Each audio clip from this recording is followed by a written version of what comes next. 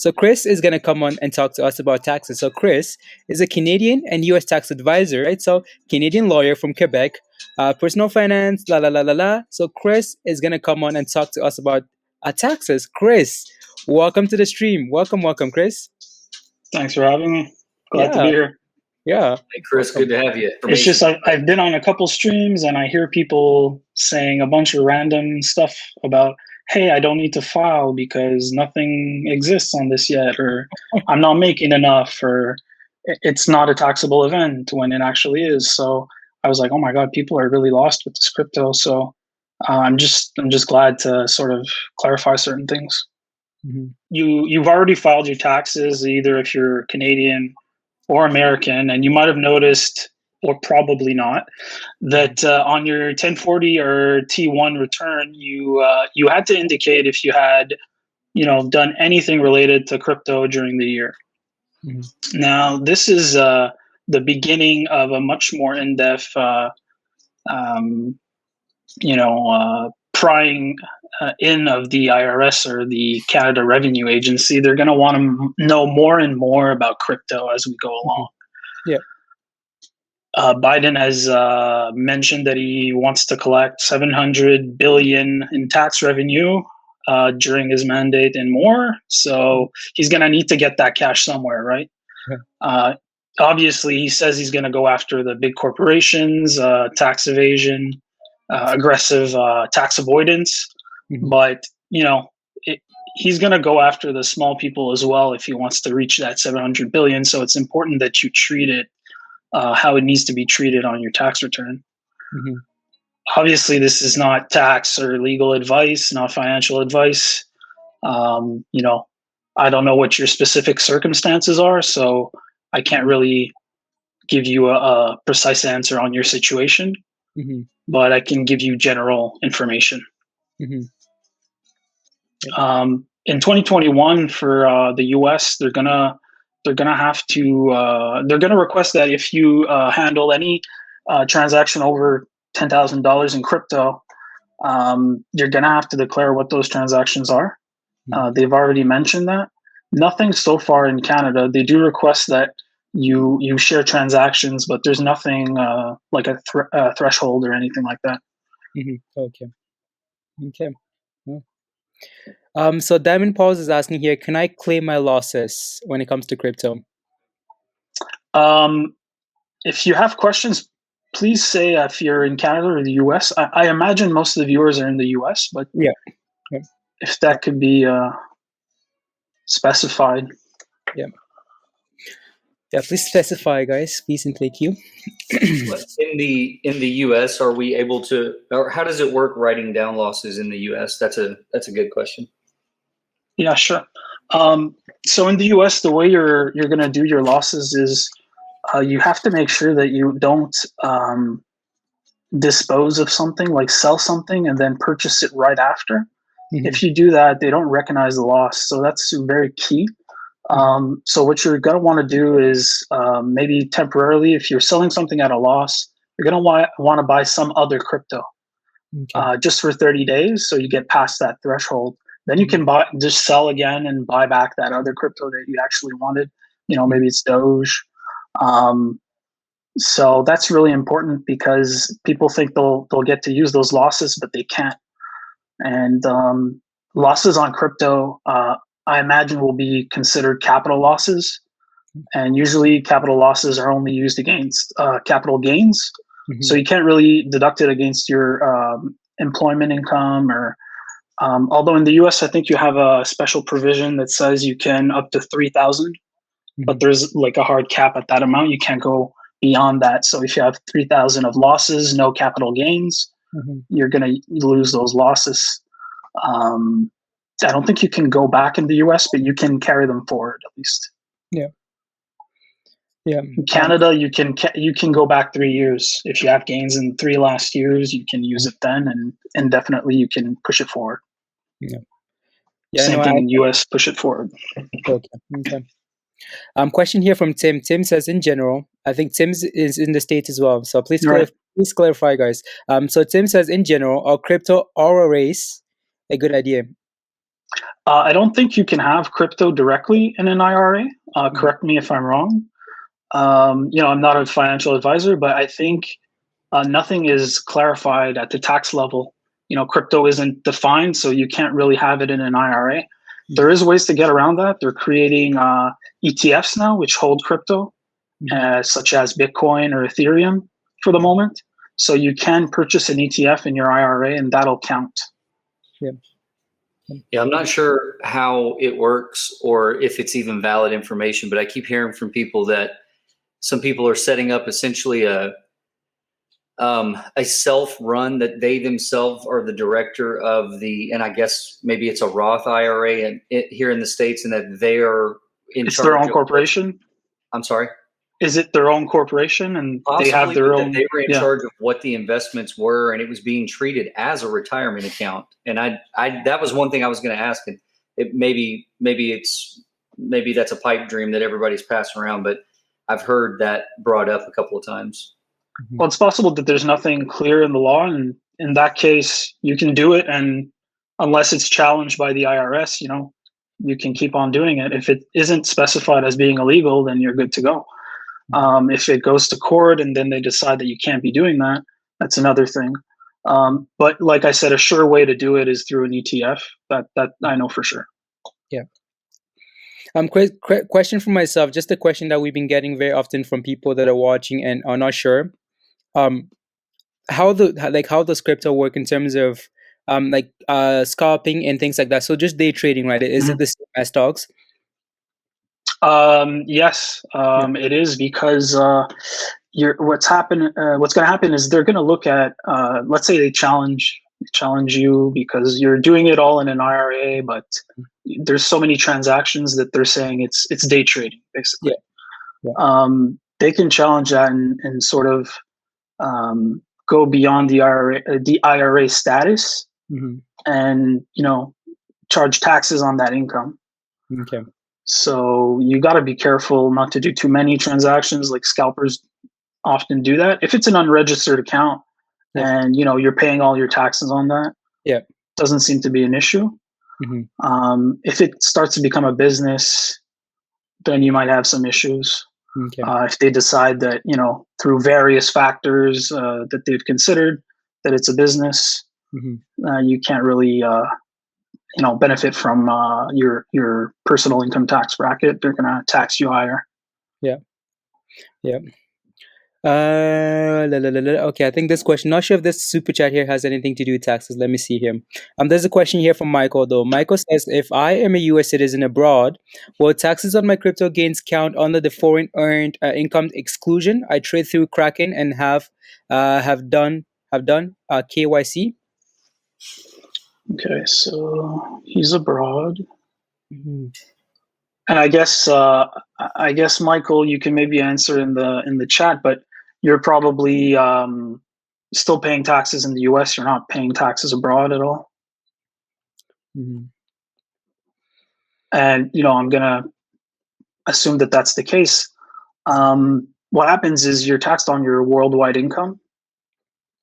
So it doesn't matter where you are, you're going to be taxed in the U.S. So your gains are all taxed in the U.S. I'm not sure what the foreign earned income inclusion is.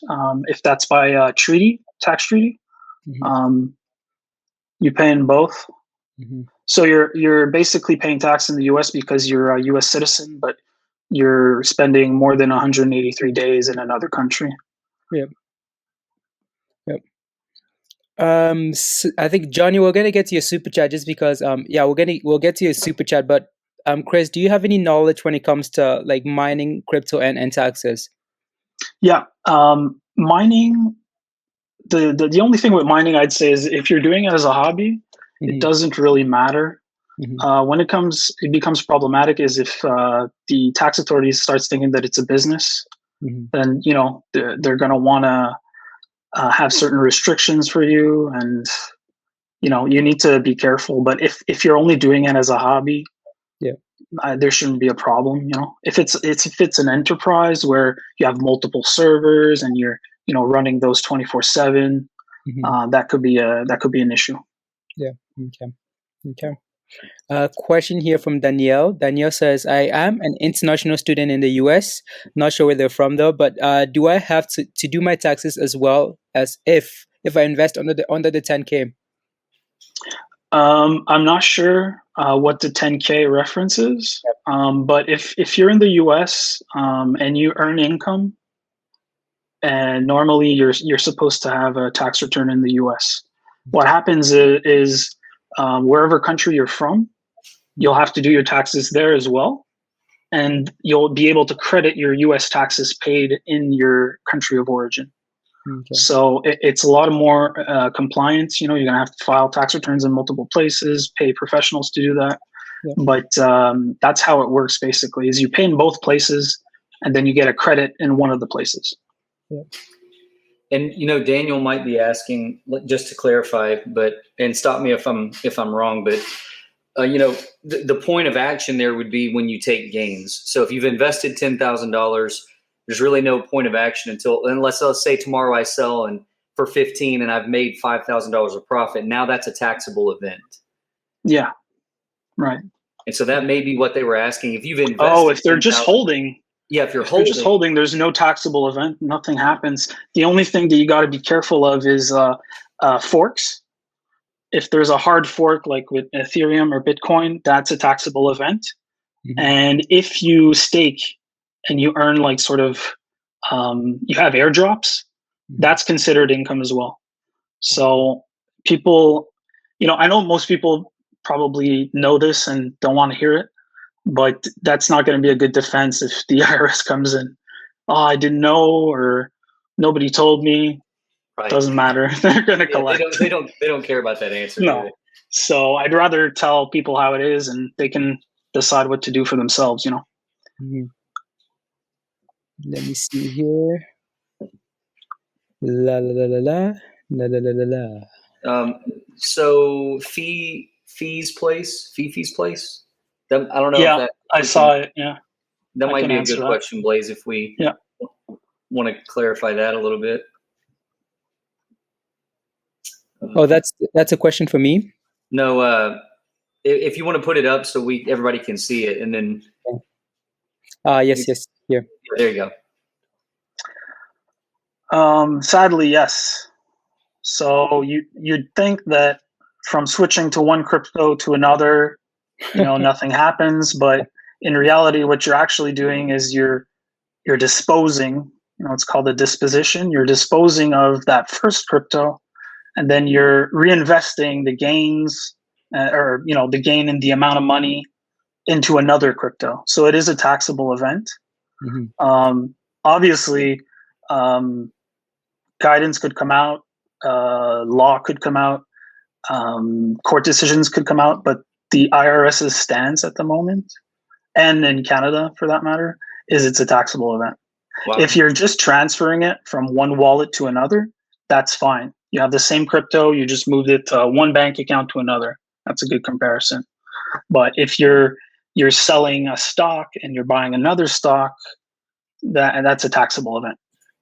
Wow. Okay. Because I think a lot of people have operated the other way, and that's a good point. If I'm moving 1,000 Doge from my Exodus wallet to my other wallet, not a big deal. If I'm converting Ethereum to Doge, it's a taxable event. Yeah. Wow. You have to sort of think a bit outside the box because it's all digital, But in reality, what's happening is you're sort of selling Doge, getting your cash back, and then buying something else. Mm-hmm. It's just facilitated through the conversion process. Yeah. And another thing I see, especially in the US, I see people saying all the time is that they don't need to worry about it because they don't feel like they're going to have enough income that they're paying taxes. The thing I'm cautioning everybody is they will still need to have this information on their taxes, even if they're going to get a refund. So, if say that you're going to get back, $5,000 on your taxes next year, your gains in crypto could limit that down to $4,000, and you still have to report that. And I feel like that a lot of people are right now. If you're doing it through Robinhood, hopefully we're going to get something that looks pretty good at the end of the year for a statement. Right. But if you're doing this, mining and moving from wallets or any of that, to your point, that's where it gets a little tricky because people are not going to keep track of those moves. Maybe they're not even aware some of them are moves. And when the IRS gets involved, like you said, they don't care for excuses. No. Even if they had to put you on payment plans, right? So yeah, they basically, they know that you have to keep record of everything. And if you don't, it's not their problem. Yeah. So if you have nothing to provide, they'll find a way to figure it out. They'll figure it out. Okay, well, you probably mined this amount and sold it at this price, and you made this gain. You know, they'll find a way to constructively come to an amount that you owe. Yeah. So it's better to have everything clear because they'll go on the upside probably if they're guessing very conservatively. Yeah. And it's important to keep track because I've looked at most exchanges and they don't really show information like they would for a stock. Let's say it never shows how much you paid for it. You know, so it's hard to keep track of what you've put in and what you've taken out of it. You lose track of your, you know, are you gaining or losing anything? And you're going to need to report that on your tax return at some point. I see that they do provide slips, but I haven't looked at them in detail to see if like cost base is there and if you can keep track of all that. Wow. Yeah, that's interesting. I think Scotty's asking here, best way to keep track of crypto trades, gains and losses for tax purposes. What's the best way? I know some of these exchanges, like you were just saying, Chris, some of these exchanges are going to send you some forms that are going to be, your transactions are going to be on, right? But if not, like, what's the best way? Which might be something that you won't be doing anyways, just in case you don't get anything. So what's the best way from your experience to keep track of? I don't know about you know, those first tax programs, Coinly and TurboTax. I think it's quite easy to just keep track in Excel, to be honest. I've just recently downloaded Blockfolio, but I haven't gotten around to looking at that completely. So I'm not sure if that's a good way to track it or not. If it provides like your original purchase price, which is your cost base, you know, that's something you need, obviously, because when you're going to sell, you want to know like the difference between, you want to know your, so if there's no way of doing that, then that's an issue. But Excel is quite easy to just, you know, keep track of things. Yep. Okay. Yeah. Essentially, Coinly, it just imports all of your data, so you can import it into like TurboTax or something. That's essentially what it is. And then TurboTax, and then I'm with you. I haven't looked at Blockfolio at all, but and then I had somebody tell me that Crypto Trader had a tax, or CryptoTrader.tax or something had a. I haven't gotten very far with that either, obviously, since I can't remember the name of it. But that's one I was going to look at as well. CryptoTrader.tax. And that's an app or it's a site? It's a program that's supposed to help you track it and calculate ahead. I guess maybe help you set targets, and like you can, because here's something to think about. And like in the United States, obviously, you know, we're like I'm assuming most of the tax-paying world, you'll hit brackets based on income. And so what I was understanding, I had somebody trying to explain to me the benefits of that crypto trader. And it wasn't just keeping the information together. It was actually helping you plan. So it said, you know, hey, if it hits this amount, it might be worth selling. But if you're near year end, it's going to be worth holding because it might put you in the next tax bracket. And I don't know. Or there's also in the US, you have loss harvesting. So sometimes it's actually a better idea to take a loss. Yeah. So I don't know, like it depends obviously in every situation. Yeah. But if that does that, that's amazing. Yeah. And like I said, that's what I've been told, but I have not messed with it yet. And that's a good point that you just said again. So when we're talking earlier and you're saying, let's say I'd take a $3,000, say I bought $10,000 worth of Doge. I sold it at 7. I lost 3,000. Are you saying that $3,000 is the max limit I can claim of losses in the crypto business, or are you saying for or what? Can you elaborate there for So let's say if I lost $50,000, I need to sit out of the asset for 30 days. Then what happens with that $50,000 loss? Okay, so you let's say you invest 100K and then it drops to 50K. You have a 50K loss, and I sell. And you sell. But the issue is if you buy the same thing back with that 50K for 50K, you can't use that 50K loss. Okay. So you're gonna have to purchase something else. Gotcha. So let's say that same scenario. So I buy at 100, I lose 50. I sell at 50,000, so I've devalued $50,000, and I sit out for 30 days. Is that the time period I need before I can re-enter that crypto? First of all, well, it'd be the 31st day that you 31st can day. Yeah. Okay, and then so at the 31st day, let's say I reinvest the 50 in there, but that 50 that I lost, is that all? Does all 50 of that write off, or is there a limit to how much loss I can claim? Right. So if it's a business, if you're operating it, in a corporation, LLC, another entity, you can take that full amount.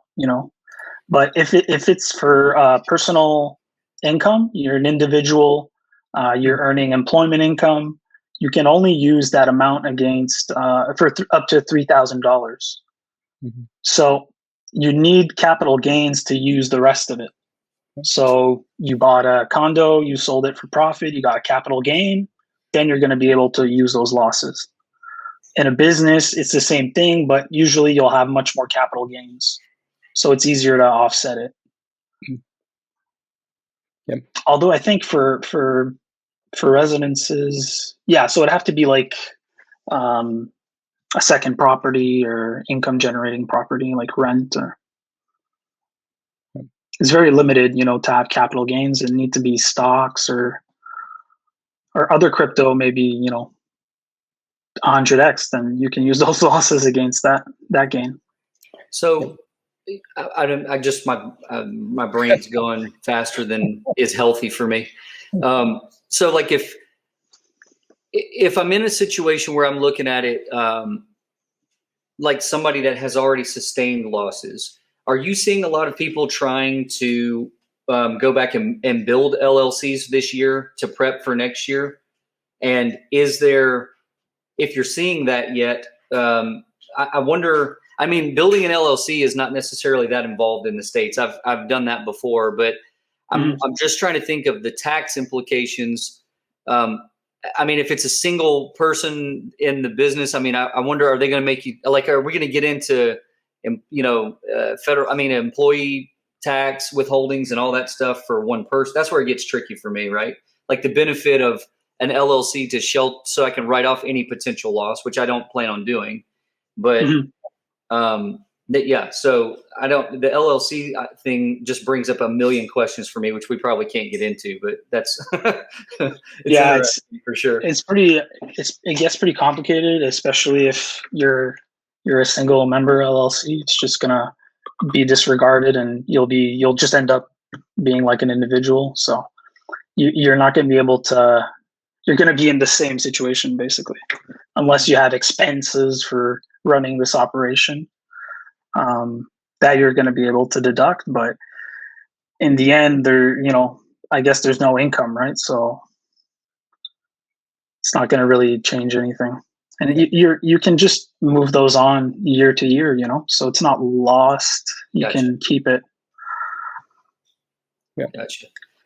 Brendan Collins says, to clarify what you mean by those losses, does that mean if we invest $1,000 and sell for a loss and are left with $600 that we can't use this for anything? I think no, you can use it for something else, but you can't buy. Let's say it's on Doge, you can't buy Doge right away. You have to buy something else for 30 days.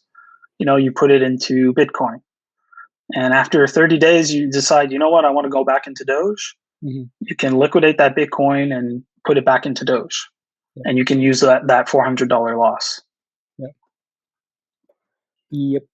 Question here from Nick. Nick says, if you invested in Doge but haven't sold any for profit and it's a long-term play, do you still have to declare that on your taxes? So you still have to say, I'm holding some crypto. Yeah. If you're in the US, the answer is yes. Okay. There's a box on the 1040 that asks you, what is it?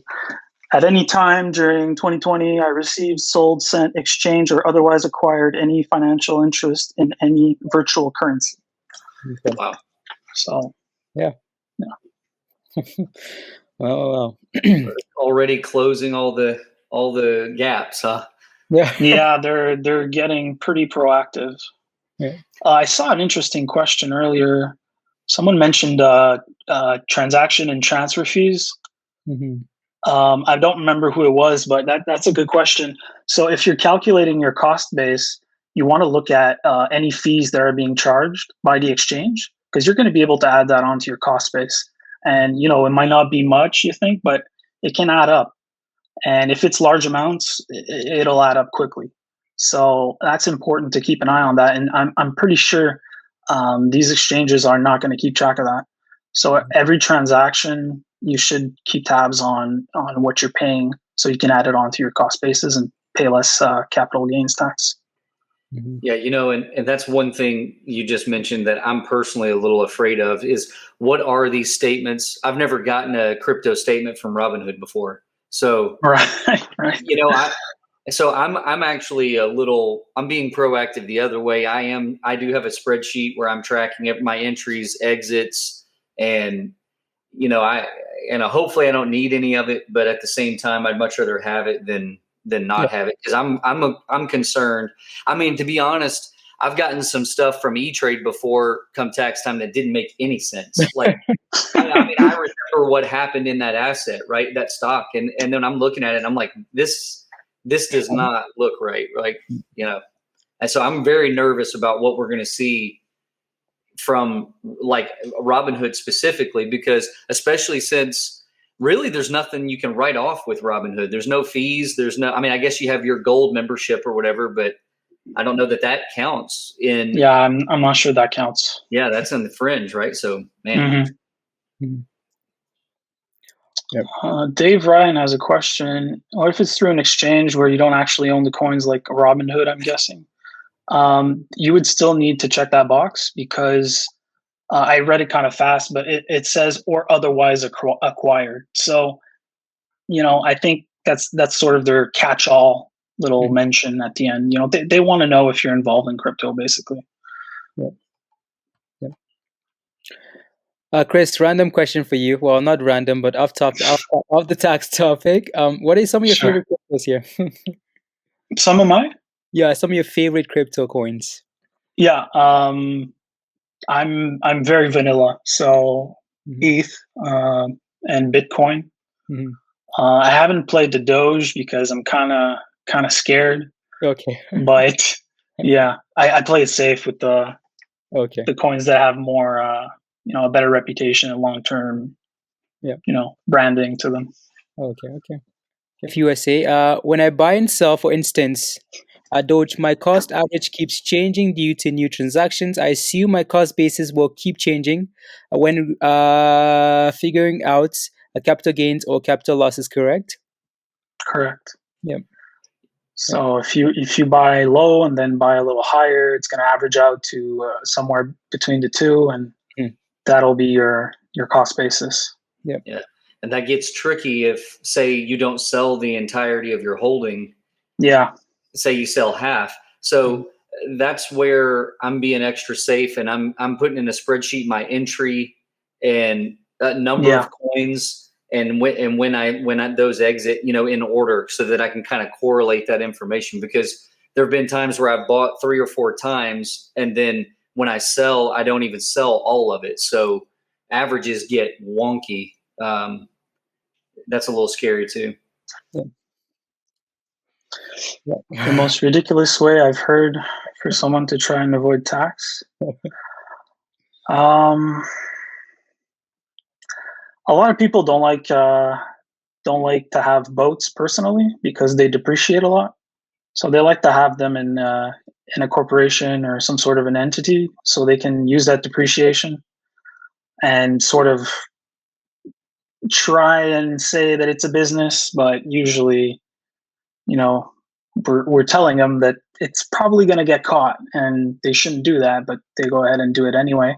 So I'm not talking about your little boat here. I'm talking about yachts. Rich people try to save as much as they can. Another one is going to another country. Some people don't want to pay tax so much they cease to be a citizen of wherever they've been their whole life, go somewhere else and pay less tax. I think that's a bit, excessive, but to each their own.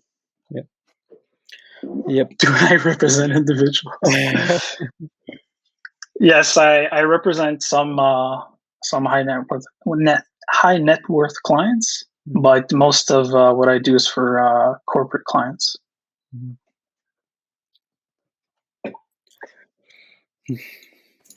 I guess another question is, how many clients are you looking to take on from this stream? Because None. I've gotten better answers from you than the new person I've been talking to this last month. So, are you serious? Yeah. Well, I mean, I have interest in crypto. So, I mean, since I like tax and I like crypto, I went and got that information myself.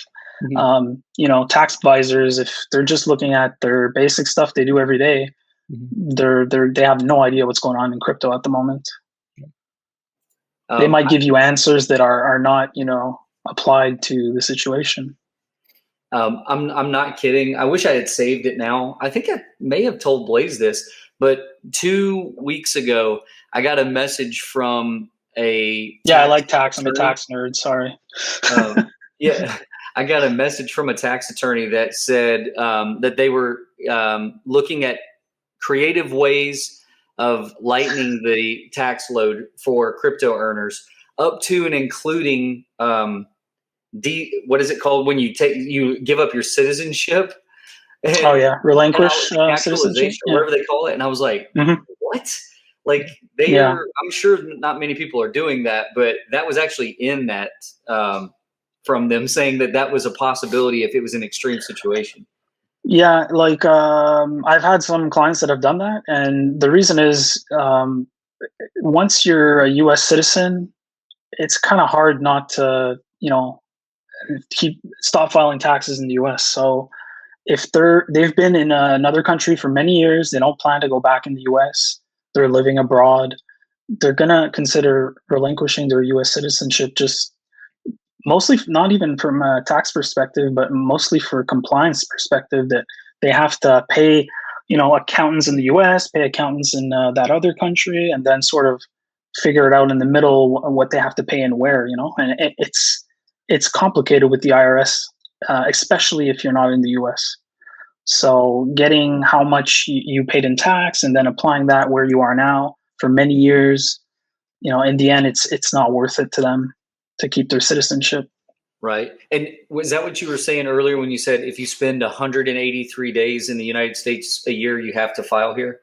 Yeah, you're considered a resident for tax purposes. So you're going to have to declare any income. And, there are exceptions, but, generally that's what happens. Gotcha. Yeah. See, I was paying attention. See, I'm listening. I'm listening. I like this question, Blaze. Diamond Paw says, is it legal to claim Blaze as our dependent? I'm paying $2.99 a month in child support. I know. I'm going to answer this joke question seriously. He does not have a social security number, so that would not work. Yep. Oh, yeah. I guess so. Yeah. So Johnny's asking, I think Johnny sent a super chat as well. Johnny says, can I claim mining as a business and be a business owner? So I think he's trying to, I mean, if you're organized enough to a point where, it's your business, I don't think you'd be a business owner, but you would have what is called a sole proprietorship, which you're basically an individual running a business. Yeah, so I don't know if that answers your question, but it's just a play on words, I guess. It comes to the same thing. Okay. But essentially, it would give you access to writing off any rent, power. I mean, essentially that would be the move there? Yeah. Yeah. Okay. Yeah, because I mean, where I am, we have a lot of hydroelectric electricity, so it's not that expensive, but somewhere in the US where you don't have cheap electricity, it can get pretty expensive. So if you can't write that off, it can. Yeah. It's a straight up loss right there. Yep. Blaze, do you see that question from Dave Ryan about military? This one. If a military member gets their state income taxes back every year for not being in the state, does that include capital gains? I'm actually not going to answer that question because I don't have the answer. But honestly, I don't know because I don't deal with military that much. Yeah. Since I'm in Canada, I don't really have a lot of U.S. Individual clients unless they're involved in a business that's in Canada or somewhere else in the world. Mm-hmm. You're okay. You don't have to give us every answer. You're giving us. That's an interesting question. You're giving us good answers on the other stuff. So yeah. Yep. Sean. I don't know. I don't think he's pro. He's pro crypto. No. No. Until they have a government crypto, and then stimulus checks and tax refunds and everything will be sent to your crypto wallet, your US Gov crypto wallet. Yeah, it'll be paid in Liberty coins. That's right. Fed coin. You should probably trademark that right now, crypto. The Liberty coin. You might just be onto something there. Maybe. Yeah.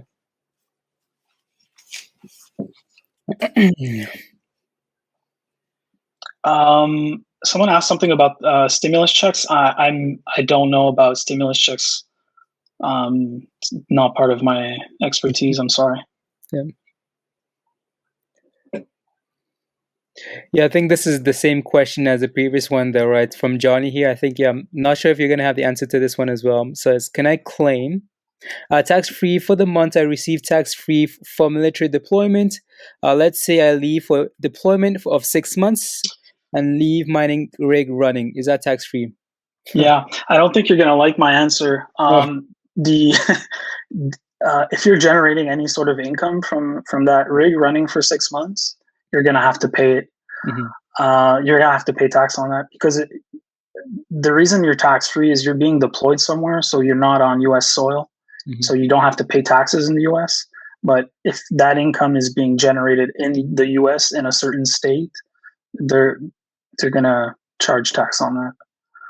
Obviously, this is a general answer. I don't know all of the circumstances, but that would be my guess.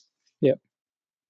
Check with your local CPA to make sure that I'm not spouting nonsense. Yeah. That is the trick, right? I mean, it's there's a lot of differences, obviously, between just even Canada and the United States, right? And we're border buddies. Like, I mean, you can't even start to tackle tax questions around. And then there's states. You have local taxes, city tax, all that. So there's a point where I'm just like, I have no idea. Yeah. Yeah, I agree, Beth. Yep. You're very welcome. I'm glad I can use what I know for people that need it and not just the businessmen with a lot of money in the 1%. So glad to help. Yeah, thank you very much, Chris. Not sure Biden bucks. Yeah, Biden bucks. Super chat. Not sure if this is a question. So if I buy RVs to rent out as a business, can I write off the expenses of the RVs? Yeah, if they're reasonable. If they're reasonable expenses that you're using for that RV business, I don't see why not. Mm-hmm. Normally, does that go as a full write-off, or is that a depreciated write-off over? You'd have both. So basically, you can depreciate the RVs and any fees you have for like maintenance, repair, fuel. I guess anything else I'm not thinking of, you could actually deduct that from your income as well. Mm-hmm. Okay. Ooh, a SEP IRA. I don't know what that is. Yeah, I don't know. Let me check it out.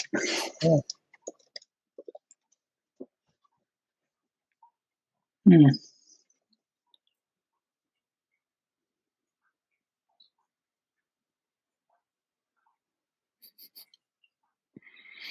Yeah, Jay, you want to get into the million dollar tax bracket? Yeah. Okay, so what's the question? Is there any losing? Yeah, there's other things like you'd have a Roth IRA, normal IRA, Mm-hmm. and there's another one I'm missing. Nick, can you help me out here? U.S. tax-free accounts.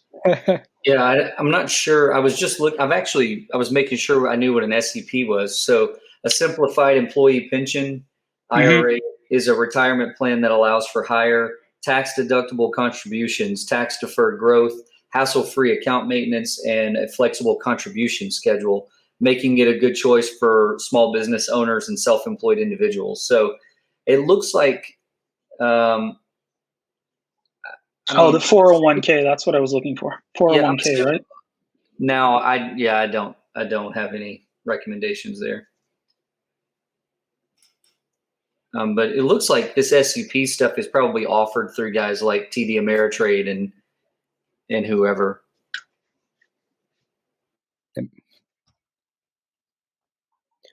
A super chat from John. Thank you very much, John. You're pumping, Nick. John says, I have no income other than capital gains. A stay-at-home dad of special needs child. My fiance funds my investments. We filed separately. What do I do next year for filing tax? Thank you, John. Thank you. John, can you tell us what country you're in? Yeah. Yeah, please let us know, 529 plans? Never heard of those. So in the U.S., a 529 is a program you can put money in towards your kid's college program. So it's untaxable. Oh, yeah, okay. And then and when they turn 18, those funds are designated for college. However, unless the law has changed in the last couple of years, my understanding is that when they turn 18, that money can then be given to them and used. You know, they even could if buy they don't a house, go to college, they could start a business, whatever. But yeah, 529 is that's specifically what it's ear tagged for. Yeah, we have something extremely similar in Canada, so I get the point of that. Yeah, and I'm definitely not a tax professional, but I've learned a couple of things along the way. Yeah, so you need to. I mean, everybody needs to have a general understanding. Yeah, and I've really struggled the last few years to effectively, because I've had businesses on the side, and I've really struggled to effectively write down, you understand how to intelligently position those businesses so that I'm not getting gouged. And this last year was like the first year I felt like we actually got it right. And then this year I start crypto investing, and now I know I'm screwed. It's all starting over, basically. Yeah. John Valdez. Yeah, he's in the US, right? Yeah. I'm not sure why you guys aren't filing together. It seems much more beneficial to do that. Might be another reason I'm not catching, but that would be probably what you'll want to do. That way, if you have any losses, she can use the $3,000 against her employment income of any capital losses, and if you have any gains, it'll be taxed at whatever it would have been anyway. But so not married. Yeah, not married. But isn't there like a head of household thing, or? Well, so unless I'm wrong, I think so on U.S. taxes, you have head of household, but I think, there is. I'm trying to think here what the trick might be. So if not married, will he have to report where that investment money comes from? So if she's not to get too confusing, but if that jumps out at me as, if I'm not mistaken, I think I've been asked stuff similar to that before. Where did the investment capital come to start a business or invest? I don't know. I don't know why they asked that. Maybe they're wanting to make sure you didn't take a loan out and start playing in the crypto market. I don't know. They're probably trying to figure out if there was a gift or not, and there's gift tax and all that. Yep. That's true. That's true. That's probably exactly it. seeing if it's a taxable or a gift. Because I think in the US, you can only gift money once or something like that without it being taxable, unless that's changed too. Because I mean, really, they're getting rid of. We're seeing a lot of those write-offs disappear.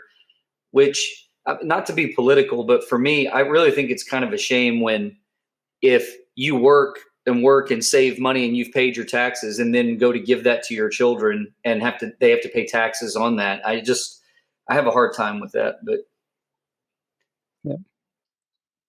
Yeah, it's all a matter of policy, and it could change in the future, right? If you're uncomfortable with that, maybe more and more people will be, and it'll change down the line. Yeah. Yeah, Chris, I think you talked a little bit about this question already, right? So Miranda is asking, what is some of the biggest issues with day trading in taxes? Right. So you can lose your losses if you reinvest after selling some sort of crypto, Mm-hmm.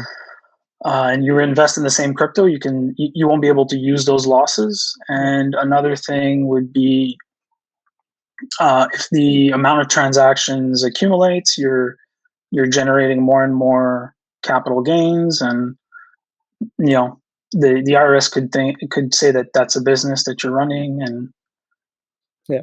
if you're using it in a IRA or other tax-free account, they will sort of remove that tax-free status and tax it as if it was business income. Mm-hmm. Miranda here with another question says, I sold the house and the profit was under 250K, so I was exempt from the capital gains. Do stocks have a minimum amount like that? I don't think. No, they don't. Not to my knowledge, no. No. Yeah. And then John just says thank you. He was confused about the same thing as well. Let's go, John.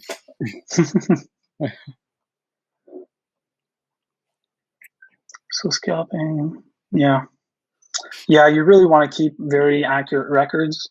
Mm-hmm. Because a lot of things need to be taken into consideration, especially if you're doing multiple cryptos. If you're just doing Doge, I mean, it's a bit easier, but you're going to want to keep track of how much you bought in for, the transaction fees. One thing I'm not clear on is gas fees, if that can be added to cost base. I would probably say yes, but there's nothing to indicate that that's actually the fact. Mm-hmm. And yeah, you're going to want to record how much you sold at to have an accurate gain, and what date you bought and everything. So yeah, it's important to have every piece of information to do it properly. Yeah. Blaze Star Love has a interesting question. I think I know the answer, but I'd much rather hear from crypto. Okay.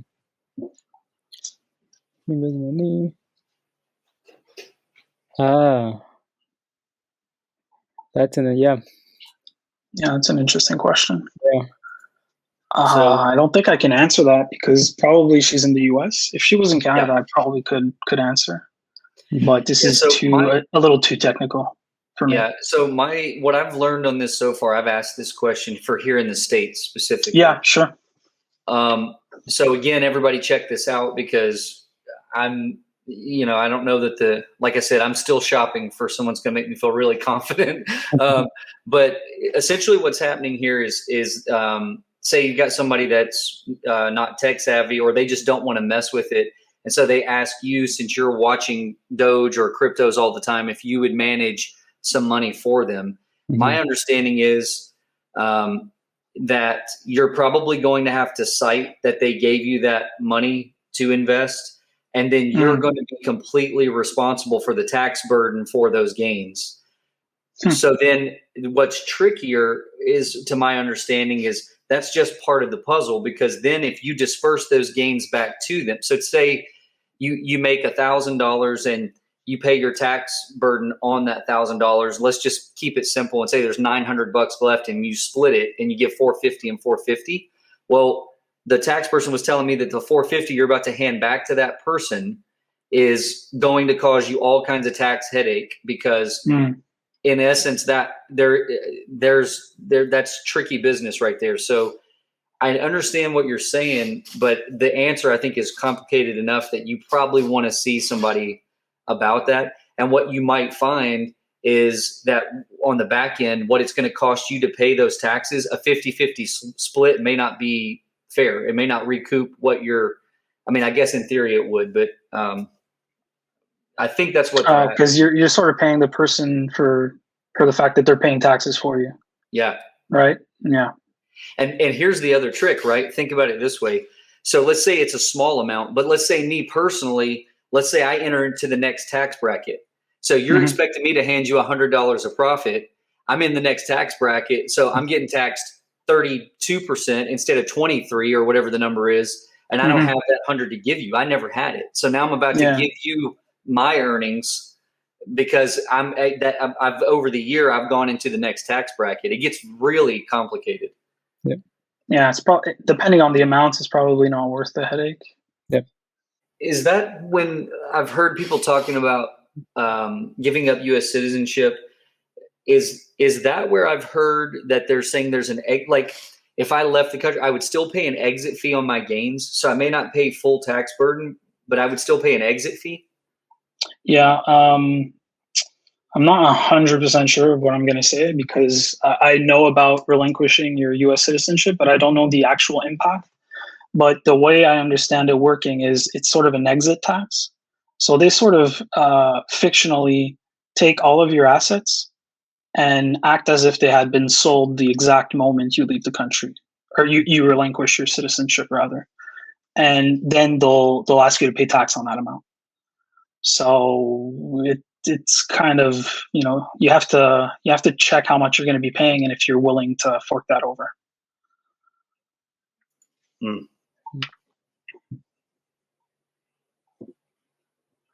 Yeah, I think for a lot of people, I said this earlier, but I think for a lot of people, I hope not.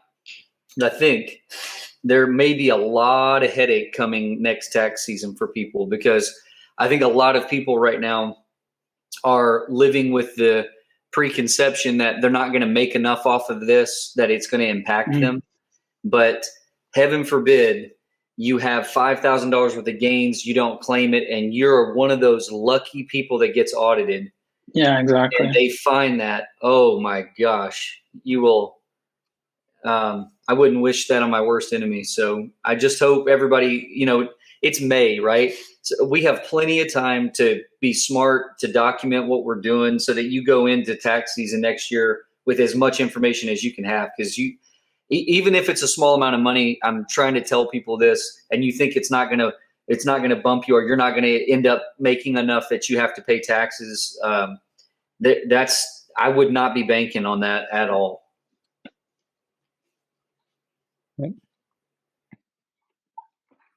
I think someone asked a question about $12K of income and if it's worth filing. In my opinion, it's always worth it to file because, do it on your own with a simple program if you have to, because you don't know if you'll get an amount back or if you owe. Like, is it exactly 12K?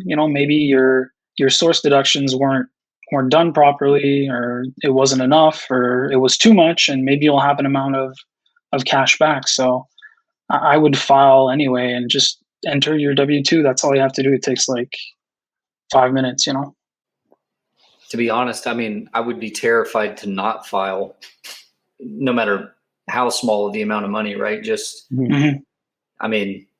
I would rather do that than catch the possibility of the backlash on the backside. Plus, unless I'm misunderstanding, I understand that the burden is less, but in the U.S., $9,951 to $40,525 a year of income for a single individual is 12% tax. So I understand, but if you have any type of a job, and here's the other thing, in the U.S., unemployment is taxable, as far as I understand. So people that are on unemployment benefits right now this is going in the system. It's not like it exists outside of the system. So you have that, and then you have a $5,000 gain in crypto this year. Well, you're in the 12% tax bracket. So it doesn't take much. No, it doesn't. But I think he was referring to, like, there's a general exemption of of 12,000. So that sort of, helps out. But, you make 12,000, you have that 12,000 exemption, but is it really 12,000? Did you make 12,500? Maybe your source deductions weren't done properly on your W-2. There wasn't enough. So you owe taxes. In my opinion, it's important to do it anyway. Yeah, there's nothing worse than owing taxes. Like I think it is the worst feeling financially that I ever have is plan all year and then that hand come out for the remainder. Yeah. And it's like, I mean, I've left before. Blaze has never seen me in a bad mood, but a couple of years ago, I left my tax session, my final one before we filed. And honest to God, I didn't talk to anybody for 2 days. I don't know if I've ever been that impacted by anything in my entire life. I needed to be alone for 48 hours is what it turned out to be. So, yeah. Yep.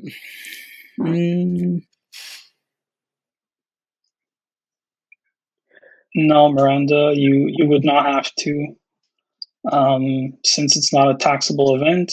Yeah. Unless you're a U.S. person that's investing in somewhere else in the world, you'll have to file an FBAR with FinCEN and say that you have investments somewhere else and you haven't cashed them in yet, which I'm not sure that's your situation. Yeah. Thanks, Jake. Appreciate helping you guys out. Yeah, man, it's been fantastic. Really, a lot of information. Yeah. And I know you're here just trying to teach us. It's not fine. You can't be specific enough to give us financial advice on a case by case. Right. The information. It's just I've been on a couple streams and I hear people saying a bunch of random stuff about, hey, I don't need to file because nothing exists on this yet, or I'm not making enough, or it's not a taxable event when it actually is. So I was like, oh my God, people are really lost with this crypto. So I'm just glad to sort of clarify certain things. Mm-hmm. Someone said taxes should be illegal. Yeah, but they aren't. So yeah. That's an interesting rabbit hole here in the United States, because you get into people discussing there's no law for the IRS to exist. So, we'll still steer clear of that one. That's is that the free man on the land pseudo legal thing? Yeah. Yeah. Yeah. So Star says she missed the first hour or so. So sorry if you already answered this in any kind of way. No, it's all right. But if she keeps her sell orders below 10,000, will that prevent them from being reported to the IRS? It's actually $10,000. So let's say you buy $10,000 of crypto all put together, you're going to have to declare it. If you're talking about an amount of transactions, if you're talking about amount of transactions, in order for it not to be considered business, there is no such thing. It's all subjective. So they're going to look at your situation and sort of figure out if they think it qualifies as a business or not. Mm-hmm. And crypto, I may be misunderstanding that, but it's not just say that you invested $10,000, but let's say you were scalping through the year and you went over $10,000 worth of gains. So a $5,000 investment, and you made, $2,500 3 times that year, and you went over the $10,000 mark. And I know somebody said in the comments that there looks like these platforms are going to be reporting anything over 5,000, but I mean, essentially, I think people misunderstand that trigger point, that $10,000 trigger point, doesn't mean that below that doesn't need to be reported. It just means that it's not being tagged. Is that correct? Like it's not being, the same thing happens now in banks here. So if I can't just, as much as, even if it's my money, I can't just go move $20,000 somewhere else. Or say I've taken $1,000 a week out and I have that in cash in my house, it's mine. I go put it in the bank. They're going to want to know where that comes from. Yeah. Yeah, that flags the Yeah. entire system, and they want to know where that cash came from. And yeah, is it dirty money or? That's right. Am I embezzling for the cartel? Like, what's going on here? Mhm. And so that's kind of what I equate that $10,000 amount to. It doesn't mean that 9,000 doesn't matter. It means that it's going to get flagged at 10. And I may be wrong, but that's what I've always taken that wording to mean. Yeah, and the way I read it, I'd probably have to reread the wording. I don't think there's official wording, but the way they've released it, my understanding is if you've made a certain amount of gains, you add that to your holding position, and that would give you your 10K or not. So let's say you've made 7K of gains during the year, and you're holding 6K right now. That goes over the 10K in my opinion, but wow, you know, it's not been clarified and interpreted yet. So gonna have to wait for actual releases to find that out. You know, in crypto, you just said that, and I think a lot of people aren't aware of this piece of it, right? But you said in your interpretation, and right. I think it's important for people to realize that when you're playing in this kind of stuff, I think for me personally, it's very dangerous to ever consider filing my own taxes and not having some layer of protection or insight with a firm or a tax attorney, or because to your point, when it gets in these gray areas, and if you had an audit, that's when you want somebody in your corner that filed those. They were using their best judgment, and it doesn't look like it was just me trying to squeeze every dollar out that I could. Mm-hmm. Yeah, that's often a defense we'll use for our clients is they were relying on their tax professionals. So we're indirectly saying we fucked up. Oh, sorry, am I allowed to swear? If you are or aren't, doesn't matter. I do it all the time. So okay. Yeah. So if they messed up, you're basically saying to the IRS, look, we messed up. Don't punish our client. You know, and that's a valid defense depending on the circumstances. Yeah. And Amber was asking, is that 10K per transaction or per year? And I believe that's per year. Is that correct? Per year, yeah. So if you dollar cost average and it gets up to 10K, then you're gonna have to declare it. Mm-hmm. And Savvy Bull Blaze, do you see that question? Savvy, this one. Yeah. After there was one from Fidel, which I think I answered earlier, but we can re-clarify. Okay. If I invest 5K, it becomes 10K, and I take my 5K out, is that taxed?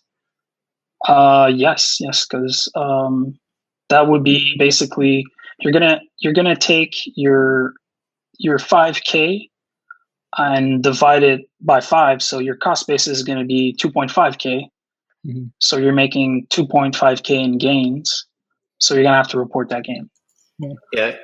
Crypto, here's a question for you. I know we had one we're wanting to get back to, but on that same line of thought, let's say tomorrow Tesla starts accepting Dogecoin as payment. Yeah. Okay. And let's say I invested $10,000. It's now worth $100,000. And I go and swipe my Doge at Tesla and spend $50,000 and get a car. I've realized gains to purchase that car. Yeah, that's correct. Which so most people don't get that car. I've got to pay taxes on. You're going to pay taxes on it. You're going to pay, what is it called? Sales tax. Yeah. So sales tax. Right. So you're doubly taxed because you're paying sales tax, and then you're going to pay tax on that sales tax. So yeah, that's something people miss. Mm-hmm. It's not a currency, right? It's not a legal tender, so it's an asset. So it's like the way they qualify it in Canada. It's like bartering. You know, it's like I'm giving you an asset, you give me an asset, and in Canada that's a taxable event. Mm-hmm. So yeah, you got to watch out for that. It's not like using money. And I think that's something that all the platforms are missing at this point, or the wallets are missing at this point, because if this stuff becomes usable, I think for your average user, if you don't have a feature in that wallet that gives you the option of allocating funds for tax purposes, I mean, or at least gives you a printout of that information. Hey, I spent $100 at Dallas Maverick shop, 110 after tax, and also a little tagline that says, hey, and it's going to cost you $10, to move to in realized gains, because there's no way people are going to be able to track that if they start using these assets as a currency. Yeah, if this starts being the way of the future, how we're going to operate our transactions, it's going to need to be more sophisticated. Yeah. Obviously, blockchain can take care of that, but someone needs to code it. And yeah. I think you wanted to clarify this question again from Fidel. Yeah. So they are considering wash sales in crypto. I'm not sure if I mentioned that before, but this is an IRS position. So there's no actual law or court cases that clarify this. They're just telling people this is how we interpret it until someone else challenges us, or there's some sort of law that contradicts this. We're going to apply wash sales to crypto. Okay. So it doesn't mean it can't change in the future, but that's how it's being perceived by the IRS. Okay. Oh, interesting. We have a new member, by the way. London, welcome to the Montreal crew. Thank you very much, London. Thank you. There he is. Yeah, honestly, Chris, not sure where that came from, but it's a thing now. So yeah. Yeah, we've gone too far, Blaze, to back off of that. I know. It's just happened. Yeah. Yeah, guys, if you still have any questions, please just throw them in. Miranda Lorray says, I stopped doing my own taxes years ago. I'd much rather pay someone else, less stress. And if there are any boo-boos, it's on the professional to a degree. And why do people even still do their own taxes? I'm with you. I will tell you though that like if you start having good success here in crypto, that the tax person, the more complicated it gets, the more they're holding their hand out waiting for you to give them the information. So it becomes more work for everybody. Yeah, and that's going to cost more, obviously. Yeah, that's right. They yeah, that's right. I mean, I remember when I could get around with a pretty easy tax return and from H&R Block, and it was not much, and now I think my tax fee for last year from my CPA was like 12 times what I ever paid to have it filed separately, but for good reason. But it's worth it, right? Exactly. So it depends. Yeah, absolutely. And to be honest, I wasn't even getting as tricky as this year is going to be to figure out crypto. So I would imagine it's going to be higher than that. Yep. But I would still, to clarify, I would still gladly pay a professional to do that than to do it myself.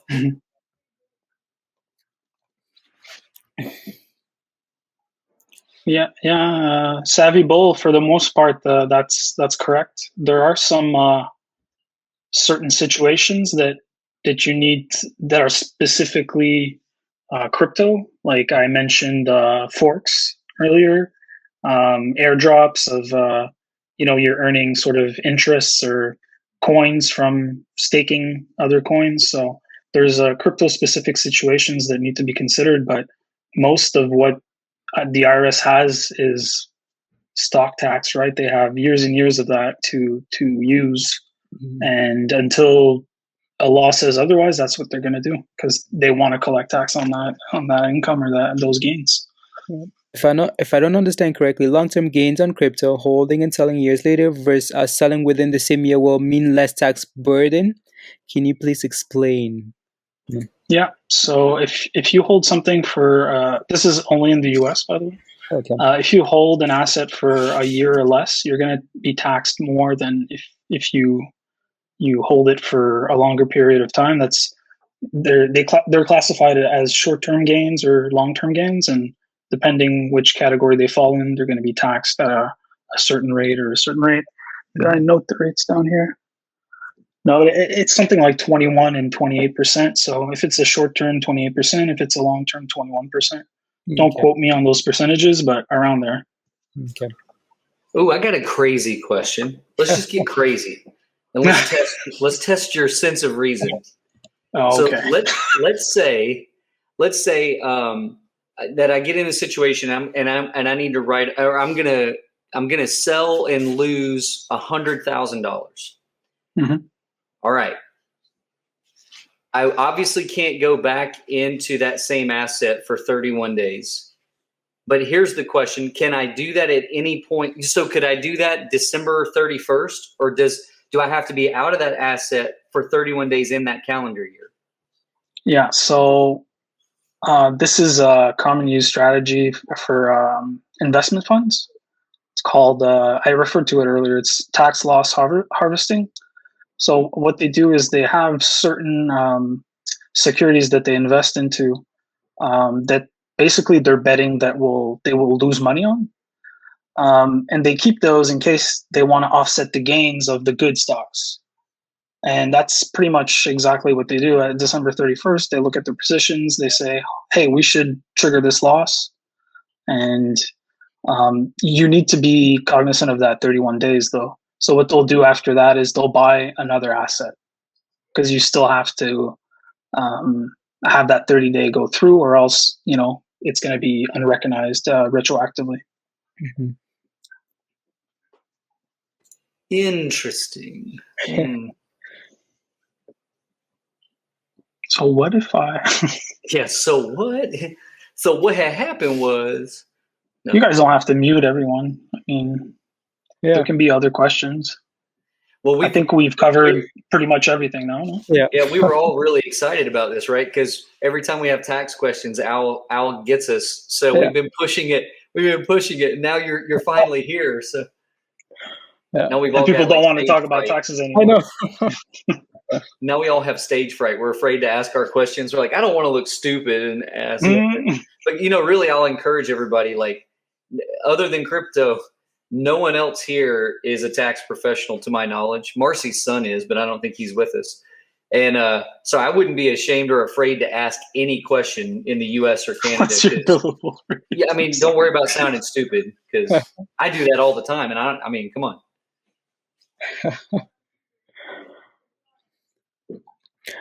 Question from Miranda. Miranda says, when you hold for long term, you can only be taxed on a certain percentage for the USA. Is that per investment or or for all your investment rolled into the certain percentage? I think that's for everything, right? Yeah, well, it's individualized, but it applies to everything. So if you buy, let's say, 10 shares of Apple and you hold them for 2 years, and then you buy 10 shares of Apple and you hold them for less than 1 year, and you sell all 20 shares, you're only going to have the long-term capital gain on 10 of those shares, right? Because those 10 other shares you didn't hold for the long-term gain. Mm-hmm. So question here from Patrick. Patrick says, I live in Canada. Yeah, okay. Yeah, that's going to be only taxed in Canada unless you're U.S. tax resident for tax purposes. You're only going to be liable in Canada. Mm-hmm. Yeah, Midnight Salad. I covered this earlier. Maybe you weren't with us at that moment. Mm-hmm. Basically, it's going to be a capital gain that's going to be recognized. So if you use, let's say, Doge to buy something in a store, that triggers a capital gain or loss, depending on what price Doge is at that exact moment. So it's kind of complicated because you're going to need to know the exact time when you use Doge to figure out what you sold it at and how much it was worth, and then try and figure out what your gain was or your loss. So it's kind of tricky. It's not as easy as using money. Mm-hmm. And that's where I think, honestly, I think that's how the U.S. government will work their way into crypto, because I think what they'll do is they'll have a stable dollar. They'll have a stable coin that what they would do is encourage people to essentially pay gains, say in Doge, and take my $5,000 worth of gains when I'm ready to have that as currency, move it into the government crypto where it stays at a balanced stable number, and then use that for transactions. So exactly. That's also something that I'm watching, because a lot of the approach angle for Doge is its functionality. So with time, if we don't see development in its functionality or its utility, and we start seeing the government trying to move into a stable coin position, I think we're going to see the government competing against the likes of Dogecoin and Shiba and those other smaller entry coins. Litecoin, and there's a few others. Tether. Yeah, that makes total sense. Tether's essentially tied to the dollar, but again, I think when the government gets in here, we're going to really see a lot of this change. And we were talking about this yesterday, Crypto. I don't know if you saw, or maybe it was this morning. Time makes no sense anymore since I met Blaze. But like no more than 14% of the U.S. population is invested in crypto. So how much longer are we going to go? How much bigger is that number going to get before the U.S. government gets serious about what they're looking at here and what they're calling moves and how they equate all this? So. Yeah, and 14% seems high to me because it's very niche, right? It's not many people, are knowledgeable or know about. They've heard of it, but not many people actually have some and know how to go about doing that. Yeah, you're right. And in March, when I was first looking at that number, it was like 3% to 5%, and then after, I guess what we saw happen over the last 2 months. They're now saying that number swole. They're saying it, I guess, in the 1st of April. So I guess March took us from arguably 3 to 5% of the U.S. population to 8%. And then since then till now, they're saying there are reports coming out saying as much as 14%. Wow. It's pretty quick. And that's great, though. It is for acceptance and for long-term growth and acceptability. But at the same time, I equate it to going on stage. When you're backstage, there's not a lot of focus on you. But when you get out on stage and that spotlight's on you, they're able to see everything. And when you start getting up 14% and under, we've been backstage, and now we start getting above this. At some point, we're getting close to being front and center on the stage. The spotlight's on, and that's when we're going to see some interesting things happen with governments trying to really get involved here and understand what the impact is. Right. I mean, think what happens when the U.S. government, it's not this simple, but I'm going to really, really oversimplify this to a point where the question probably won't even make sense, but hang with me. But let's say that the U.S. government needs to create $1 trillion new this year to pay for program. And they're just going to print money. They're just going to print $1 trillion. And let's just say we don't take it. We all invest in crypto and we don't support the currency. What happens to the government? What happens to the monetary system if we all just say we don't agree? We don't agree to you printing $1 trillion unbacked. I mean, I know that's a wild example, but I mean, there's going to be more involvement from them. That's something that maybe I'm overly concerned about, but it's just because if I see that number go if that's real and we went from 8 to 14% in less than 2 months, we were talking about before the end of this year getting probably some direction being cast at this from the U.S. government. So, yeah, but I think that percentage might fluctuate to the downside because of the downtrend right now. But it'll climb back up, I think. But a lot of people FOMO'd in and then, oh shit, I lost my money, and then just grabbed it and just that's it, I'm out. Yeah. So we'll see. Yeah, I agree with you. I think that's true. I think we saw a lot of new crypto investors exit in the last week, and we'll see how many of those come back or how many of those come back soon. That could be a burn. Blaze has that psychological graph that we were looking at. And if those people are now currently in that anger phase that we see down here, now that's an individual approach to how long till they realize it's a business, it's not an emotional thing, and until they realize they're ready to come back and give it another try. So I agree with you completely. Miranda says she's so happy that you're here to help us with all these tax questions. She'd much rather. Yeah, my pleasure, guys. Then she doesn't want to get screwed over by the IRS. Miranda, I'll tell you my approach, and I'm not saying it's better than anybody else's, but that's why I'm starting now. Because the last thing you want to do, if you've never been in a situation where you're trying to reduce your tax burden, you don't want to wait to December. You don't want to wait till next April for sure. Let me say that first of all, because if you didn't do it in the calendar year, you're screwed. And so what you don't want to do is wait to December. You'll find it becomes increasingly difficult to get everything aligned. You really should be tracking this through the year. And, and then if you got at the end, and there was an investment opportunity or something you could restructure, or December is 30, just over 30 days. So that is not enough time to get your year worth of taxes in order. And again, when you go to file in April, you can have the best intention in the world, but if you didn't get it done by the end of the year before, it's not going to help you. Greenbackers asked if there's a minimum taxable gain. So you only have $500 in crypto and a $250 profit. You're still going to have to report that. There is no minimum. Gains are gains. Mm-hmm. Yeah.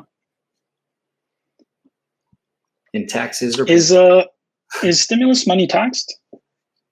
Stimulus checks that are sent to. Stimulus money is obviously recordable on tax. I wouldn't be a real good person to answer this. I'm just curious because I don't deal with it like in day-to-day work, but in Canada, what we have, it's taxable. Some people forget that. They get to the end of the year, they've been getting money from the government, and then they didn't know that they were going to be taxed on that amount. So there's a nice surprise at the end because it's not like your W-2 where there's deductions that are taken off of it automatically. You were supposed to be taking some aside to pay your taxes on your own with that stimulus money. Mm-hmm. Yeah, it's only taxed in Oregon. It says as far as the stimulus payments go, crypto, it says the stimulus payments in the U.S. Or economic impact payments, as the IRS likes to call them, are technically tax credits. Okay. Oh, good for you. Whoever's benefiting from those. Yeah. Sony Shiba asked if you trigger short-term gains if you scalp for profit and buy back in lower. Yes, even if you just sell once. So short-term gain, unless you've held it for more than a year, it's a short-term gain. I know, Chris, you said to me that you're holding some BTC. Do you have a level that you think we're going to go to before you turn back around, or you're just a diamond hand? Diamond hand. Yeah. I pretty much bought in at this level, so okay. I'm break even now. I'm not too worried about it. Ether, I'm down at the moment, but not by that much. I think it recovered today. Let me check. Yeah, okay. I'm still down now by a few $100, but I'm not too worried about it. Like I still believe in the fundamentals. Yeah. People FOMOing in and just pulling out, panicking doesn't worry me. I still believe in the technology and the applications. So I'm not too shook by all of this. No, it's just part of the game, right? Like this. Yeah, exactly. Yeah. Crypto is like very volatile, and you need to have a good aversion to risk. So if you don't like those big drops, you shouldn't be in crypto. Yeah. And if you don't like them, get used to it. Yeah. Because I think it's a common occurrence, right? Yeah. Yeah, I agree. And we've mentioned this a few times as well. Like on most of these coins, the fundamental has not changed. So I don't understand why people are really panicking. So yeah. I think Miranda has a question here. Let me see here. So US has some states that won't allow you to buy cryptos. If you move to one of those states but already invested in them, is that considered illegal to continue holding? Good question. I didn't even know that, actually, that some states didn't allow crypto purchases. Yeah, I would imagine that you would have to liquidate your positions. Obviously, it's only illegal if they find out. So you can take a chance, but Is it? I may misunderstand, but is it blocked in those states to buy crypto, or is it blocked to use certain exchanges or platforms? All right, that would make more sense. I don't know. I don't actually know. Now that I'm saying it out loud, it seems like I think it's because certain platforms offer what is called securities tokens. So they're like a security, but not in the eyes of the SEC. So if they're offering that on the exchange, you can't use that exchange in certain states. So that's why you have like Coinbase, where everyone can use it, I think, in any state, right? Because those tokens on there are approved to be used because they're either stable coins, utility tokens. They're not securities tokens. So yeah, and again, I'm not 100% on that, but I think it was platforms that were being blocked in states, not the crypto specifically, but there may be an instance of that. I don't know. I know we have a lot of people that are in New York, so they probably have a better viewpoint of that, but I believe it's the certain platforms.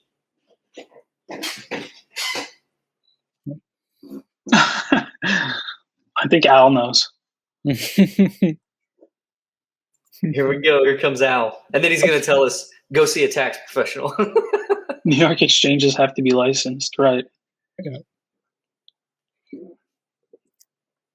Like, I think that's what Ripple did. I'm having a blank as to what others did it in New York, but Chris, what other channels have you been on? What other crypto channels have you been on? the first one that comes to mind is BitBoy. I think is very popular. I don't know. Okay. Yeah. Let me go and check. BitBoy. I think, yeah, Nick really likes BitBoy as well. Mm-hmm.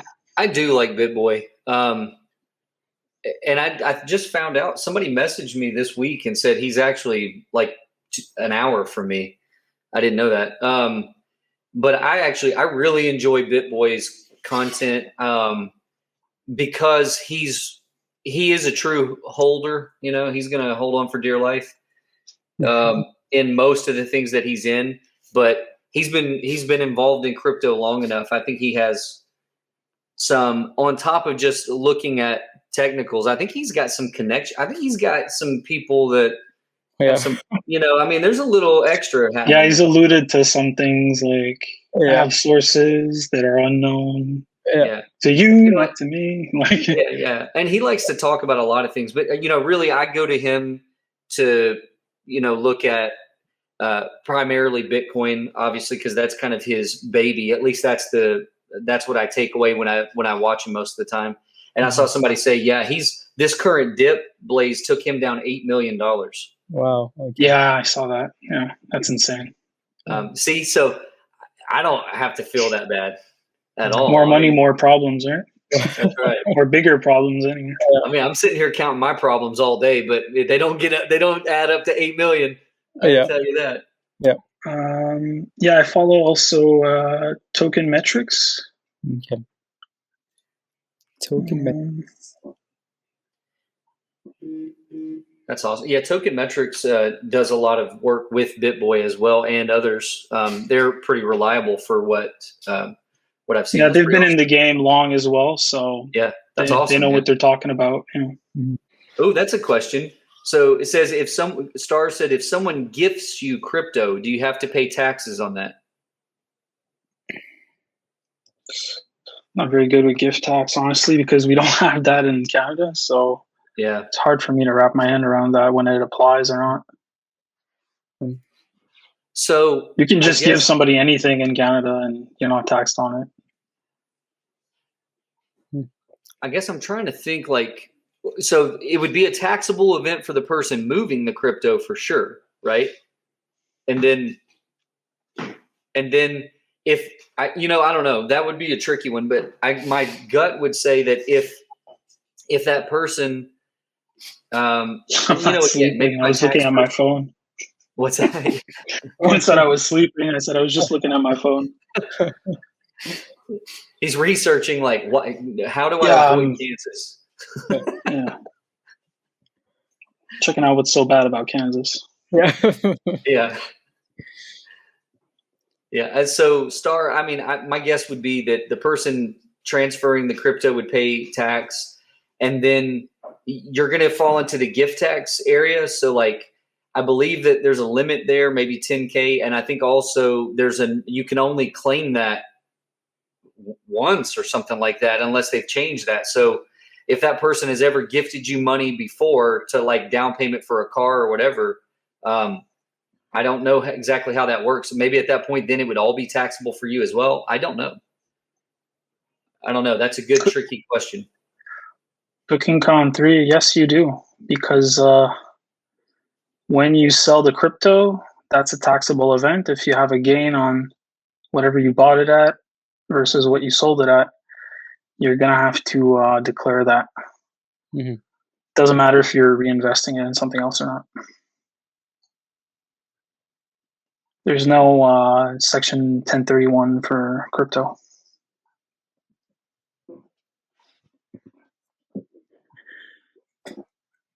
Like, is that section common for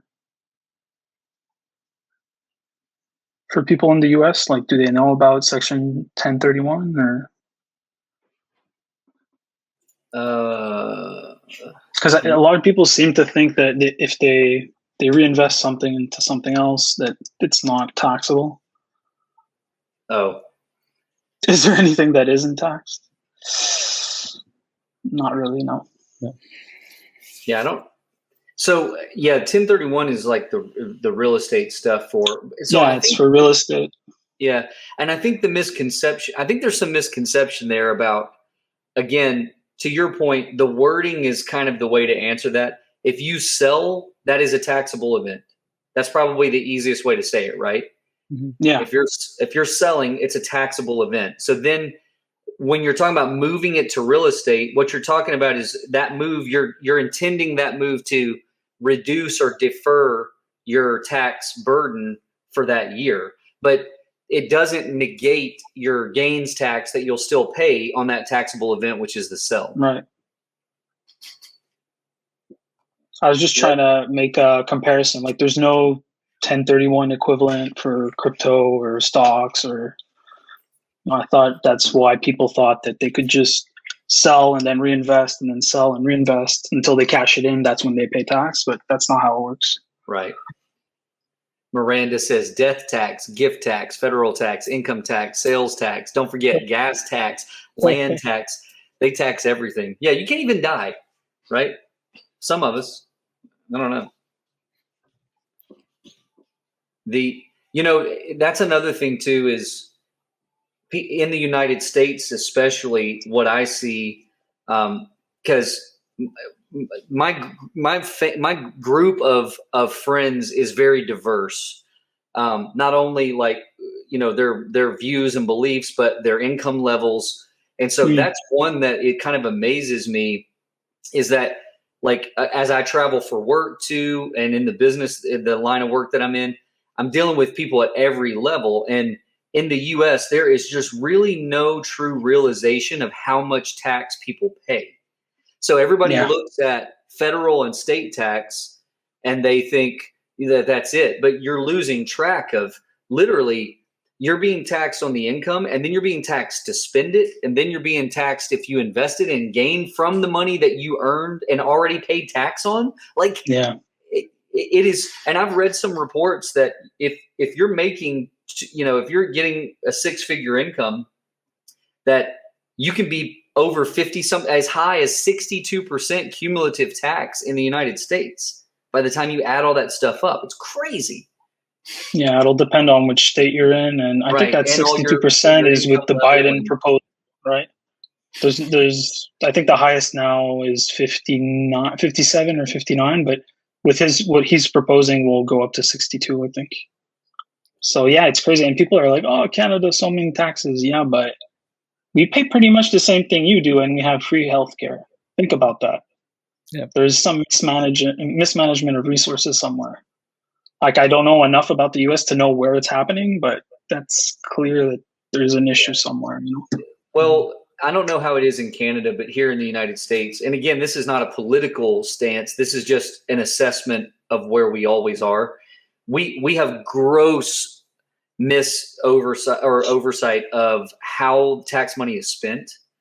You know, and one of the things that happens here in the States is, let's say that say you have a department and it's subsidized with tax money, okay? And so we give you $50,000 a year. The government gives you $50,000 a year in tax subsidies to fuel whatever it is you offer your tax services, okay? Well, at the end of the year, if you haven't spent that money, they reduce your budget for next year. Yeah. So what do you think happens? They spend it on frivolous, stupid things. Exactly. And so our system drives waste, like at every stinking level. You know, there's a really good example I read the other day. This is not in the United States, but it was in maybe it was in India, but they were having an outbreak of cobras, like the snake. Okay. So the government decided to put a thing in place where they would pay people if they turned cobras in to the local authorities. And so what happened almost immediately is all of these people started breeding cobras. And so they're taking cobras. And so when the government catches on to this, just like the government always does, they go, oh, program's canceled. Well, what do you think happens? They release all of those cobras. The population of the cobras doubles and makes the problem twice as bad. That's the United States. That's exactly how our tax system and the spending of those dollars works. It is so ridiculous. Yep. Like, I just love the idea of, like, you know, hey, let's get, you know, we got a cobra problem here, Blaze. Let's get some of these cobras off the street. And 3 months later, they're breeding cobras and you got cobras going everywhere. And then the government's like, no, never mind. And they just let them out. Like, you can't go anywhere without cobras now. Come on. I think this is a question from Margaret. Margaret, thank you for the super chat. Says, if I transfer to a stable coin, will I get taxed as a gain? Yes. That's a taxable event, sadly. Yeah. You can think of it as selling a stock and then putting into money market.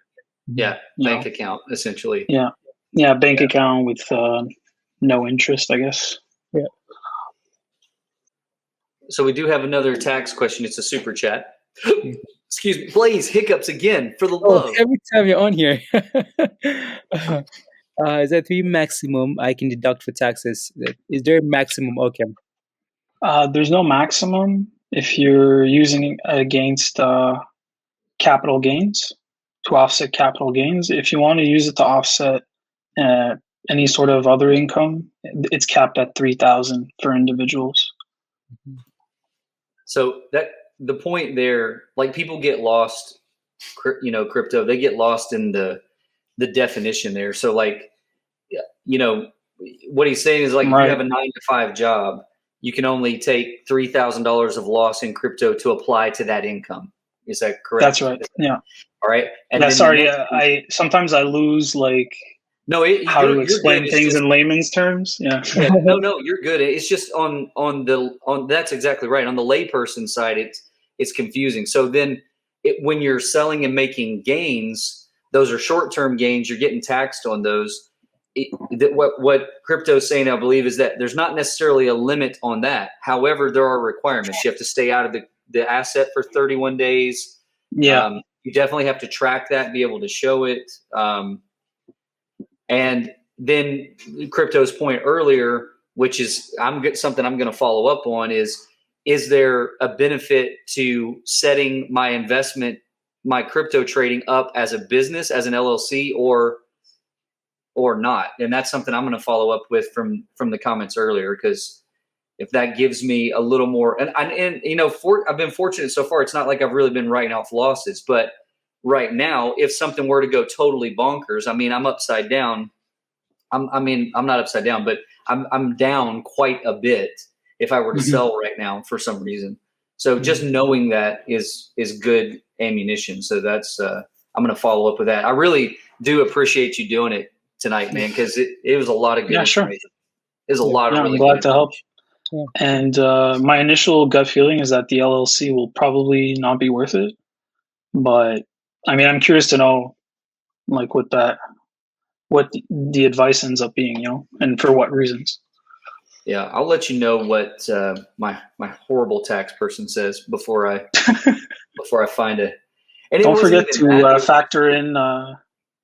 Sorry, go ahead. No, I was just going to say it wasn't even that the person's horrible. They're really good at the tax stuff that they've been exposed to, but crypto for them is something brand new, and there's no expertise there. Mm-hmm. Right.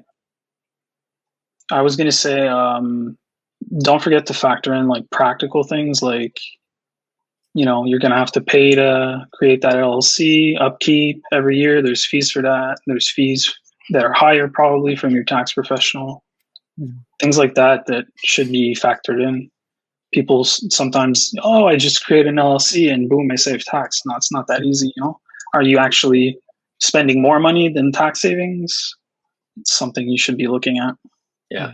Yeah. Okay. I'm glad. Yeah. I'm really, truly glad we did this. There's a lot of good information. And, I don't know, crypto, if you'd be willing to do this again a few months down the road, because I would imagine there's going to be more and more questions. Oh yeah, it's going to change, and it's going to change fast probably.